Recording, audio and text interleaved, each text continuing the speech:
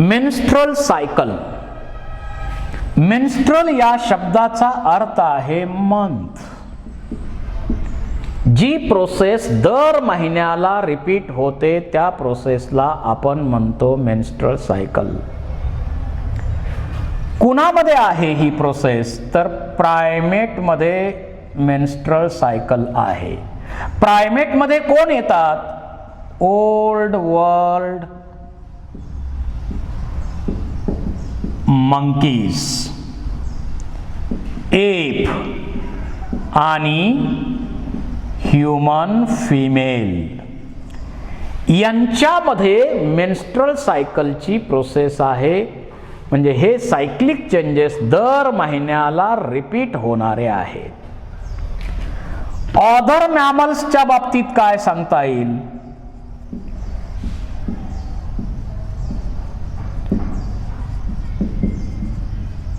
इस्ट्रस cycle त्याच्यामध्ये आहे. इस्ट्रस cycle ते सीझनल ब्रीडर आहे. ठराविक सीझन मध्ये ब्रीडिंग होतं.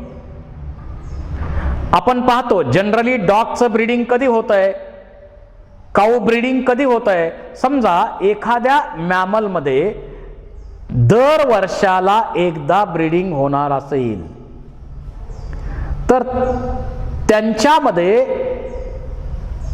ओव्ह्युलेटरी फेजच्या दरम्यान फिमेल हीट पिरियड मध्ये जाणार आणि त्याच वेळी कॉप्युलेशन झालं तर ब्रीडिंग होणार.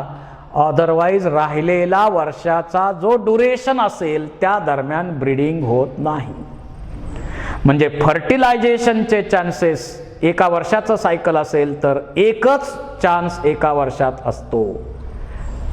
परंतु मेन्स्ट्रुअल सायकल मध्ये मात्र दर महिन्याला म्हणजे फर्टिलायझेशनचे चान्सेस दर वर्षाला 13 चान्सेस यामध्ये दिलेले आहेत.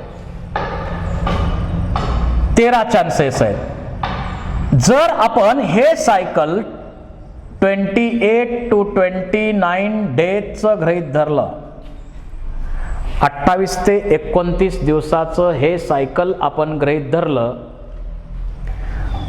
तसं व्हेरिएशन आहे. ड्युरेशन मध्ये व्हेरिएशन आहे, पण जनरली आपण 28 दिवसाचं 29 दिवसाचं हे सायकल गृहीत धरलं तर त्यामध्ये एका वर्षामध्ये 13 मेन्स्ट्रुअल सायकल पर इयर होतात. 13 मेन्स्ट्रुअल सायकल पर इयर याच्यामध्ये होतात. 13 सायकल्स प्रत्येक वर्षी होणार आणि 13 ब्रीडिंगचे चान्सेस निसर्गानं दिलेले आहेत या प्रायमेटला. हा फरक आहे. To increase the chances of fertilization, this is the significance of menstrual cycle. त्यामुळं मेन्स्ट्रुअल सायकल अतिशय सिग्निफिकंट प्रोसेस आहे. आता कधी स्टार्ट होते? It start at puberty, 12 to 14 years. Puberty पिरियडला ही प्रोसेस स्टार्ट होते आणि फर्स्ट जे मेन्स्ट्रुअल सायकल आहे त्याला आपण मेनार्च म्हणतो, पहिलं मेन्स्ट्रुअल सायकल. आणि इथून पुढं ही सायक्लिक प्रोसेस पुढं मेनोपॉज पर्यंत नॉन प्रेग्नंट वुमन दर 28 दिवसाला फॉलो करते. परंतु 45 ते 50 वर्षाच्या दरम्यान मेनोपॉज येतो. That is the retirement of female from the process of breeding. Sexual रिप्रोडक्शनच्या प्रोसेस मधून त्या फिमेलची रिटायरमेंट म्हणजे मेनोपॉज. मेनोपॉज नंतर यानंतर आफ्टर मेनोपॉज नो रिप्रोडक्शन. यानंतर रिप्रोडक्शन होत नाही. म्हणजे प्युबर्टी पासून मेनोपॉज पर्यंत दर 28 दिवसाला हे सायकल रिपीट होतं. याला टेम्पररी काही इंटरप्शन आहेत का, डिस्कंटिन्यू होतं का? डिस्कंटिन्यू होतं. In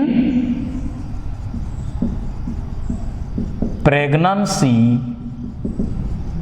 and lactation. प्रेग्नन्सी आणि लॅक्टेशनच्या प्रोसेसमध्ये टेम्पररी पिरियडसाठी हे सायकल डिस्कंटिन्यू होतं. अदरवाईज हे सायकल साधारण 32 to 34 इयर्सचा हा जो कालावधी आहे, या कालावधीमध्ये ही सायक्लिक प्रोसेस रिपीट होते आणि त्यामध्येच रिप्रोडक्शन होऊ शकतं.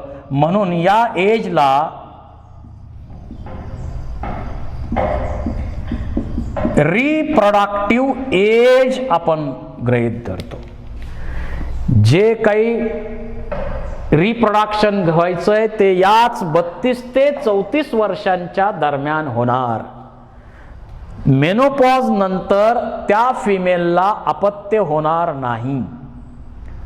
म्हातारीला मूल झालं हे ऐकणं शक्य नाही, पण म्हाताऱ्याला मूल झालं हे ऐकू शकतो आपण, कारण स्पर्मॅटोजेनेसिसची प्रोसेस त्याच्यामध्ये कंटिन्यू राहत असते. कंटिन्यू राहते ही प्रोसेस. आता मेन्स्ट्रुअल सायकलचा सिग्निफिकन्स काय? To increase the chances of fertilisation. एका वर्षामध्ये 13 फर्टिलायझेशनचे चान्सेस निसर्गानं या सायकलमुळं दिलेले आहेत. याच्यामध्ये जे होणारे चेंजेस आहेत ते कुठं कुठं होत आहेत? तर ओव्हरीमध्ये चेंजेस जे होतात 28 डेज मध्ये, तेही आपण विचारात घेऊ. आणि इकडं युटेरस मध्ये होणारे चेंजेस आहेत 0 to 28 डेज इन युटेरस. हे सर्व चेंजेस आपल्याला स्टडी करायचे आहेत. म्हणजे मेन्स्ट्रुअल सायकलची प्रोसेस जी होते त्याच्यामध्ये चेंजेस जे मेजर होतात ओव्हरीमध्ये होतात आणि युटेरसमध्ये होतात. दे फर्स्ट मेन्स्ट्रुअल सायकल, त्याला आपण मेनार्च म्हणतो. आणि याच्यामध्ये 4 फेजेस आहेत. एक मेन्स्ट्रुअल किंवा ब्लीडिंग फेज, त्यानंतर 2 प्रोलिफरेटिव्ह फेज,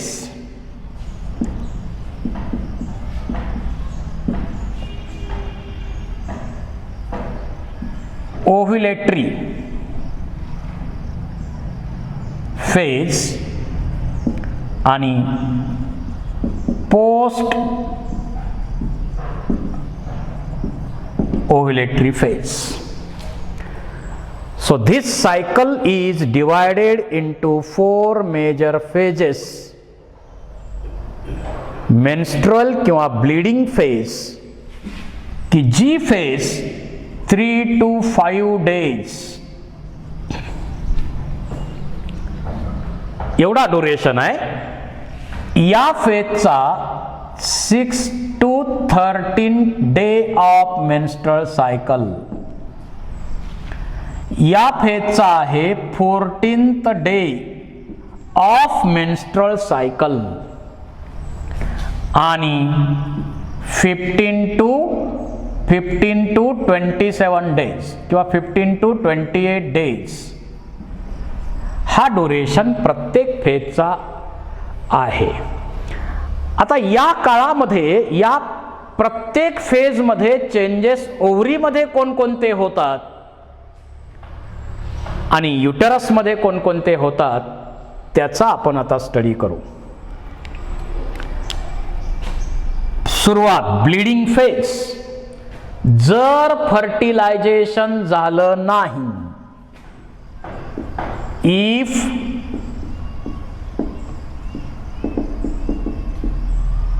नो फर्टिलायझेशन, फर्टिलायझेशन झालं नाही तर इथं कॉर्पस ल्युटियम जे आहे,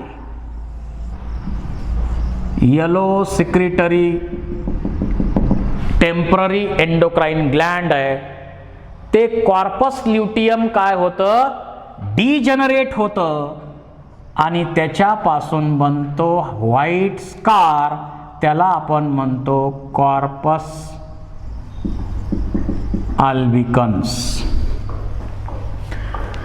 जर फर्टिलायझेशन झालं नाही तर कॉर्पस ल्युटियम डिजनरेट होणार. पहिला बदल काय या ब्लीडिंग फेज मध्ये किंवा ब्लीडिंग फेज मध्ये, मेन्स्ट्रुअल फेज मध्ये पहिला बदल काय, इफ नो फर्टिलायझेशन,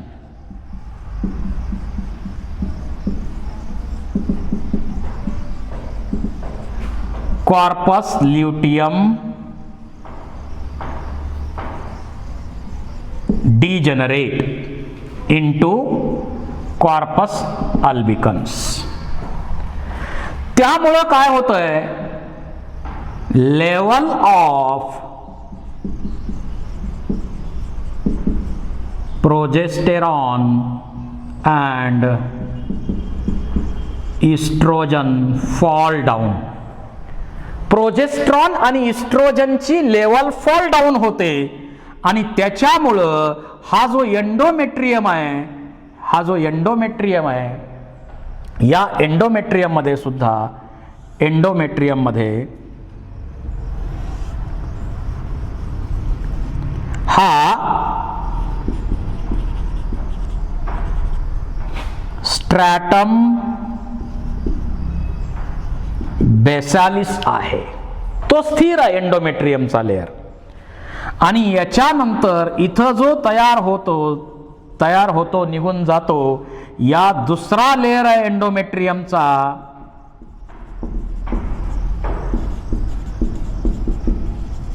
फंक्शनॅलिस असं आपण म्हणतो. आणि हा थर सतत निघून जातो, पुन्हा तयार होतो, निघून जातो, तयार होतो. कोणता, फंक्शनॅलिस. बेसालिस तसाच राहत असतो. तर प्रोजेस्ट्रॉन इस्ट्रोजनची लेवल कमी झाल्यामुळं इथल्या ब्लड व्हेसल रप्चर होतात.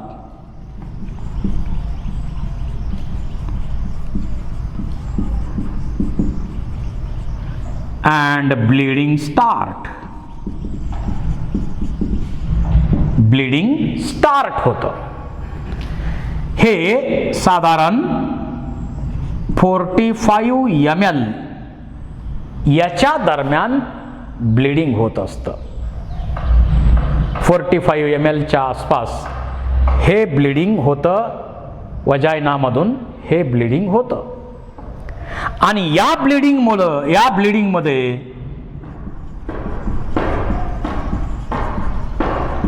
Cellular debris,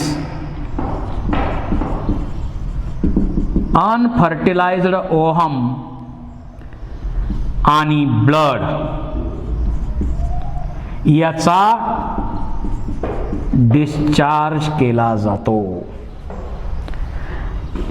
3 days to 5 days एवढा ड्युरेशन आहे इथं.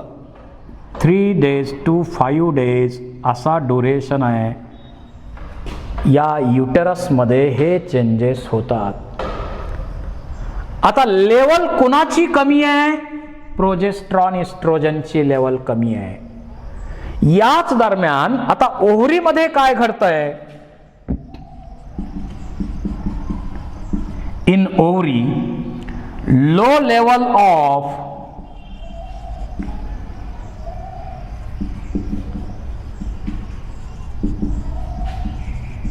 Progesterone and estrogen stimulate anterior pituitary to secrete FSH. ओव्हरीमध्ये काय होणार, इकडं अँटेरियर पिच्युटरी कडनं FSH पाठवलं जाईल आणि त्याच्यामुळं फॉलिक्युलर डेव्हलपमेंट सुरू होईल. प्रायमॉर्डियल फॉलिकल, प्रायमरी फॉलिकल, ही जी फॉलिक्युलर डेव्हलपमेंट आहे ती सुरू होते. Follicular development start. असे चेंजेस होतात कुठं, ओव्हरीमध्ये. इकडं ब्लीडिंग होणार आहे युटेरस मध्ये, इनर लाइनिंग ब्रेक होणार आहे, परंतु हे जे ब्लड आहे ते क्लॉट होतं का, नाही होत. कारण इथल्या ज्या ब्लड व्हेसल्स असतात अशा स्पायरल असतात, त्यामुळं ब्लीडिंग म्हणजे पुढं हे क्लॉट तयार होत नाहीत त्याच्यामुळं. आणि 3 ते 5 दिवसापर्यंत ही ब्लीडिंगची प्रोसेस राहू शकते. त्याच दरम्यान ओव्हरीमध्ये लो लेवल ऑफ प्रोजेस्टेरॉन इस्ट्रोजनमुळं अँटेरियर पिच्युटरी स्टिम्युलेट होणार आणि FSH सिक्रेट करणार आणि FSH मुळं फॉलिकल फॉर्मेशन स्टार्ट. हे झाले चेंजेस मेन्स्ट्रुअल फेज मध्ये. त्याच्यानंतर सेकंड फेज आहे प्रोलिफरेटिव्ह. प्रोलिफरेटिव्ह फेज.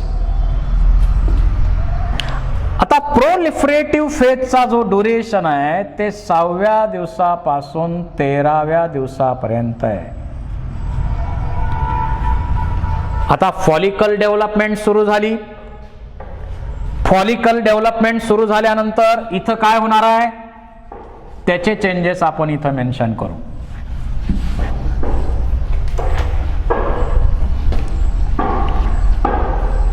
याचे चेंजेस इथं मेन्शन करू. काय, प्रोलिफरेटिव्ह फेज.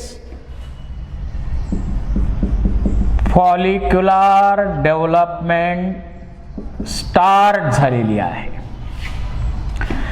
याच्या ज्या फॉलिक्युलर सेल्स आहेत त्या काय सिक्रेट करतात, इस्ट्रोजन सिक्रेट करतात. आणि हे इस्ट्रोजन काय करतं, it helps in repairing of endometrium. जो ब्रेक झालेला एंडोमेट्रियम आहे तो हळूहळू रिपेअर केला जातो. So repairing of endometrium.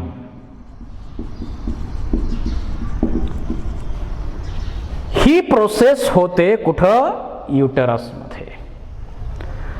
आणि ओव्हरीमध्ये काय होतंय तर FSH ची लेवल आता वाढतच जाणार आहे. याच्यापासून पुन्हा काय बनणार आहे, हे प्रायमॉर्डियल आहे, हे प्रायमरी आहे, हे सेकंडरी फॉलिकल बनेल. त्याच्यानंतर टर्शरी फॉलिकल बनेल, शेवटी मॅच्युअर फॉलिकल बनेल. शेवटी इथं मॅच्युअर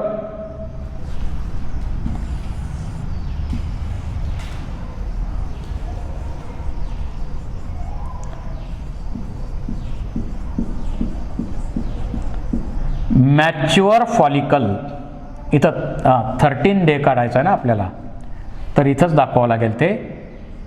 शेवटी मॅच्युअर फॉलिकल बनणार.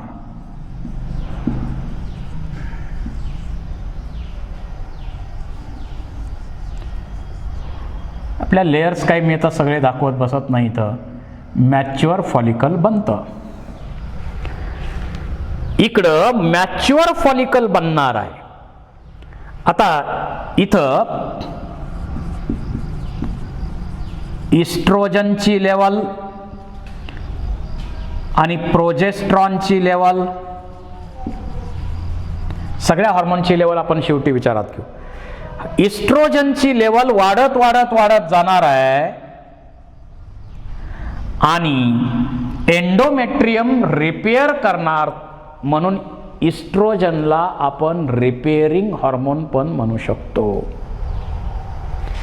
आणि ओव्हरीमध्ये काय होतं, फॉलिकल फॉर्मेशन कंप्लीट होतं. ओव्हरीमध्ये फॉलिकल फॉर्मेशन कंप्लीट होणार,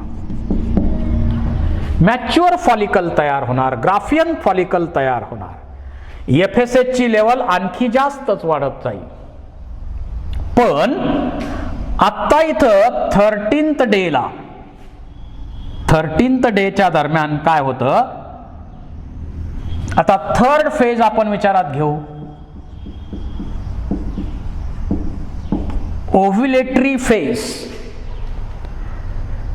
13th डेच्या दरम्यान काय होतंय, ओव्ह्युलेटरी फेज मध्ये काय घडतंय बघू. 13th डेला FSH सिक्रीशन हाय पूर्वी आहेच आहे, पण आता इस्ट्रोजन लेवल एकदम हाय असणार आहे. And high level of estrogen inhibit secretion of FSH. त्यामुळं फ्युचरमध्ये FSH ची लेवल कमी होणार 14व्या दिवसानंतर. आणि त्याच वेळी इथं it stimulate low level of FSH ची कमी व्हायला लागली. It stimulate anterior pituitary to secrete LH. 13व्या दिवशी अचानक LH ची लेवल वाढते, त्याला आपण म्हणतो LH सर्ज. अचानक LH ची लेवल वाढते, त्याला आपण LH सर्ज म्हणतो. आणि LH सर्ज झाल्यामुळं 14th डेला, आता 14th डेला युटेरस मध्ये एका दिवसात काही बदल होणार नाही आहे. ओव्ह्युलेटरी फेज मध्ये जे चेंजेस आहेत ते ओव्हरी मध्येच आहेत. 14th डेला यातून ओव्ह्युलेशन होणार. कुणामुळं? LH मुळं ओव्ह्युलेशन झालं. Mid day of menstrual cycle, मधला दिवस आहे मेन्स्ट्रुअल सायकलचा. तर त्या दिवशी LH सर्ज मुळे अचानक LH ची लेवल वाढली आणि त्यामुळं ओव्ह्युलेशन झालं आणि यातून सेकंडरी ओसाइट बाहेर पडलं.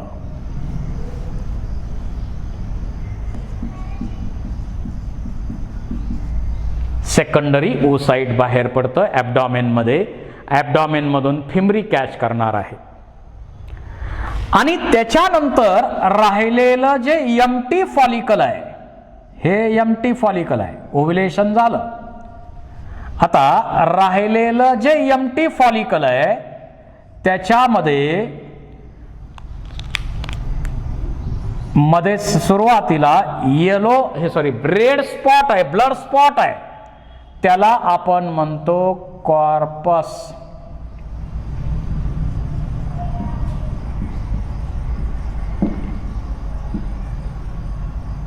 हिमॉरिजिकम मध्ये कन्वर्जन होतं आणि त्याच्यानंतर याचं रूपांतर होतं येलो ग्लॅन्डोलार मास मध्ये, त्याला आपण म्हणतो कॉर्पस ल्युटियम. तर 14th डेला काय घडलंय? ओव्ह्युलेशन घडलं आणि सेकंडरी ओसाइट बाहेर पडलेलं आहे. आणि LH ओव्ह्युलेशन तर घडवून आणणार आणि LTH ची मदत घेऊन ते एम्प्टी फॉलिकलचं कन्व्हर्जन सुरुवातीला कॉर्पस हिमॉरिजिकम यामध्ये करेल आणि नंतर कॉर्पस ल्युटियम मध्ये करेल. तर हे चेंजेस झाले कुठं? 3rd फेज मध्ये. आता 15th डे पासून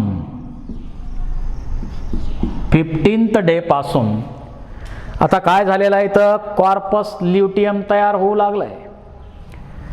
कॉर्पस ल्युटियम बनलं तर कॉर्पस ल्युटियम बनल्यामुळं हा इथं काय वाढणार आहे? कॉर्पस ल्युटियम बनणार. आता चेंजेस इथं लिहू. प्रोलिफरेटिव्ह नंतर ओव्ह्युलेटरी, ओव्ह्युलेटरी नंतर पोस्ट ओव्ह्युलेटरी किंवा यालाच आपण सिक्रीटरी फेज पण म्हणू शकतो. या फेज मध्ये काय होतंय? कॉर्पस ल्युटियम तयार होणार. Corpus luteum secrete large amount of progesterone आणि प्रोजेस्टेरॉनची लेवल वाढणार आहे. आणि जशी जशी प्रोजेस्टेरॉनची लेवल वाढेल तसा एंडोमेट्रियम आणखी थिक ग्लॅन्डोलार हायली वॅस्कुलार बनणार. It becomes highly glandular and vascular. Endometrium becomes highly thick, साधारण 5 मिलीमीटर एवढा थिकनेस त्याचा वाढत जाईल. तर आपलं बेबी रिसीव करण्यासाठी फिमेलच्या युटेरसनं केलेली तयारी आहे, स्वागतासाठी केलेली तयारी आहे. आता इकडे युटेरस मध्ये एंडोमेट्रियम जाड ग्लॅन्डोलार व्हॅस्कुलार झालेला आहे. स्क्रूसेप ग्लँड्स भरपूर तिथं आहेत. युटेराइन मिल्क इथून सिक्रीट होणार आहे. हायली व्हॅस्कुलार आणि ग्लॅन्डोलार राहणार आहे. इकडं कॉर्पस ल्युटियम जो आहे तो 19व्या दिवशी तयार होतो आणि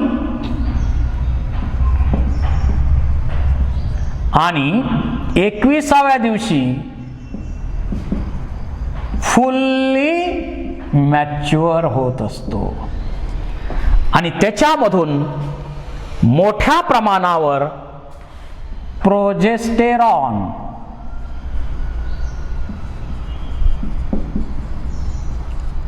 and few amount of estrogen secretion होणार. आता 26वा दिवस आलाय. एंडोमेट्रियम तर तयार आहे आपल्या बेबीला रिसीव करण्यासाठी. हायली व्हॅस्कुलार आहे, ग्लॅन्डोलार आहे, थिक आहे. जर फर्टिलायझेशन झालं तर कॉर्पस ल्युटियमला मेसेज दिला जाईल. जर फर्टिलायझेशन झालं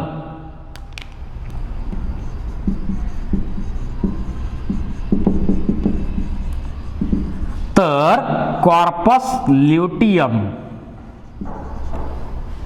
रिमेन्स 3 to 4 months 3-4 महिने